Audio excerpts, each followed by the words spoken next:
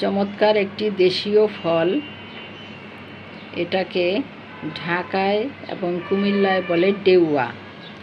আর আমি চাকরির কারণে রাজশাহীতে অনেক বছর ছিলাম, সেখানে এটাকে বলে বন কাঁঠাল।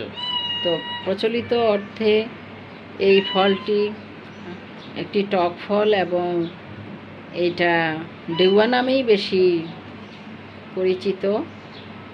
বিভিন্ন পত্রপত্রিকায় বা বই পুস্তকে এটা ডেউয়া নামেই লেখা হয়। আমি আজকে ডেউয়া সম্পর্কে কিছু কথা বলবো। আর যে শব্দ শুনতে পাচ্ছেন, এখানে আছে কিচেনে আছে আমার বিড়াল পেঞ্জিয়া। এই দেখেন, পি পি পি পি শুরু করেছে।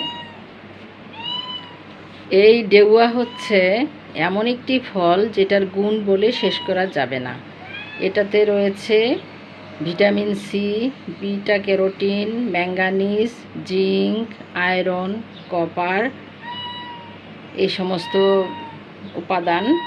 পুষ্টি বিশেষজ্ঞর মতে এটা ওজন নিয়ন্ত্রণে সাহায্য করে, ত্বক ভালো রাখে, ত্বক উন্নত করে, পরিপাকতন্ত্র ভালো রাখে, ডায়াবেটিস কমায় এবং বিভিন্ন ধরনের পেটের অসুখ দূর করে, কোষ্ঠকাঠিন্য দূর করে এবং সর্দি ঠান্ডা দূর করে। যেহেতু এটা একটা টক ফল, এটা সি ভিটামিনের উৎস এবং এটাতে ক্যালসিয়াম রয়েছে, আয়রন রয়েছে।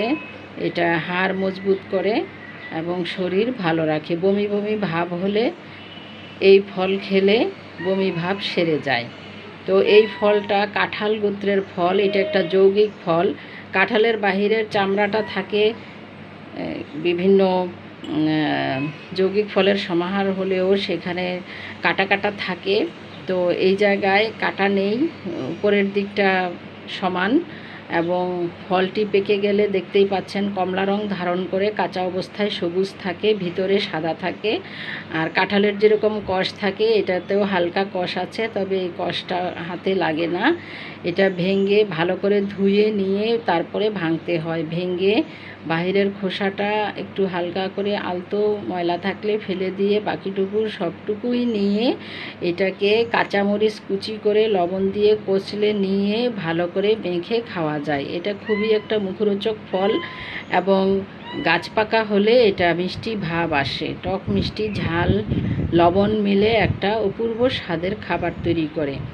এটা যারা পছন্দ করে তারা অবশ্যই বাজার থেকে কিনে নিয়ে অথবা নিজের গাছ লাগিয়ে নিয়ে পছন্দ করে খায়। তবে এই ফলটি দেশীয় ফল হিসেবে এর গাছ আমাদের আরও বেশি বৃদ্ধি করা উচিত এবং এই ফলটির প্রচলন বাড়ানো উচিত। দুঃখের বিষয় হলো ছাদ বাগানের ড্রামে গাছ লাগিয়েছি, এখনও ফল ধরে নাই। আর মাটিতে হলে নিশ্চয়ই এতদিনে অনেক ফল ধরে যেত, স্বল্প মাটিতে দেখেই হয়তো হচ্ছে না। তবে বড় ড্রাম, হাফ ড্রামে লাগিয়ে দেখা যায় যে এই ফলটা ছাদ বাগানেও হতে পারে। তো এটা একটা বনজ গাছ, অনেক বড় হয় এবং মাটিতে সবচেয়ে ভালো হয়। যাদের সুযোগ আছে তারা অবশ্যই গাছটি মাটিতে লাগাবেন। এর বীজ রোপণ করে দিলেও চারা হয়ে যাবে। তো এই কাঁঠালের মতো ফলটি টক হলেও হালকা মিষ্টি ভাব থাকার কারণে এটা অনেক প্রিয় ফল। আর এর বীজগুলোও কিন্তু রান্নার কাজে ব্যবহার করা যায়। কাঁঠালের বীজের মতোই ছোট ছোট বীজ, তবে এগুলো শক্ত হলেও সবজি রান্নায় এটা ব্যবহার করা যায়।